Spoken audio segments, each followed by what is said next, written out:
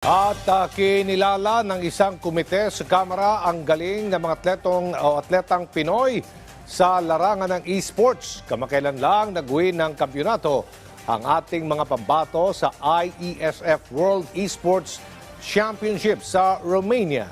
Yan ang ulat ni Mela Las Moras. Matagal na sa mundo ng esports o kompetisyon para sa video games ang mga atletang sina AK at Mouts. Bahagi sila ng Philippine National Esports Team na Sibol. Mula noon, isa lamang ang hiling nila. Yan ay ang mabigyang pansin din ang esports sa profesional na paraan dahil ito'y hindi naman basta laro-laro lang. Now Philippines is now taking the base of Indonesia. Remember their names.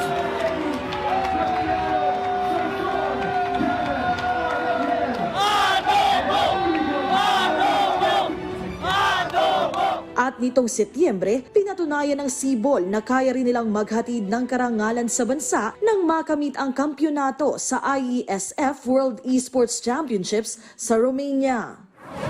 Ito po yung isa sa mga goals po talaga namin. Bukod sa paglalaro namin para sa sarili, yung higher purpose po namin is paglalaro para sa bansa. Yung ma-represent po yung bansa namin. Simula po nung nag-start kami maglaro, hindi siya recognized eh. Parang yun yung hinihingi namin dati pa. So nung binigay siya ng government, sobrang saya po sa feeling kasi ayun nga, gaya ng sabi ko kanina, pangarap po namin to. Sa pagdinig ng House Committee on Youth and Sports Development, nagpasa ng resolusyon ang mga mambabatas para opisyal na kilalanin ang naging tagumpay ng ating National Esports Team kamakailan. Para sa mga mambabatas, nararapat lang na sila'y bigyang pugay lalo pat matinding sipag at tiyaga rin ang kanilang inialay para lamang magdala ng karangalan sa bansa. Lubos naman ang pasalamat ng koponan maging ang Philippine Esports Organization na siyang sumusuporta sa Sibol noon pa man.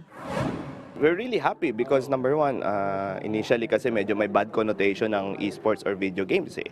'Di ba? Sabi nila medyo hindi maganda 'yan, wag kang masyadong maglaro ng ganyan. Pero again, with responsible gaming, nakita naman ng Congress at iba't ibang mga tao sa gobyerno na this is something na brings glory and pride to the country. And to be fair, yung esports kasi kasama na yan sa Asian Games, SEA Games, so malaki na yung difference na paglalaro lang sa bahay sa pagiging national athlete. So sport na rin talaga siya maituturing. Kinilala rin sa pagdinig ang iba pang atleta sa iba pang sports na nakapag-uwi rin ng mga parangal mula sa iba't ibang bansa kamakailan. Bukod dito, binusisi rin ang mga panukalang nagtutulak na payagan na ring mahimlay sa libingan ng mga bayani ang mga atletang Pinoy basta't pasok sa itatakdang kwalifikasyon. Gayon din ang paghigpit sa anti-doping policy sa bansa. Bilang isa ring atleta, naghayag naman ng buong suporta si later Representative at Youth and Sports Development Vice Chair Richard Gomez sa mga panukalang nakatuon para sa kapakanan ng mga atletang Pinoy.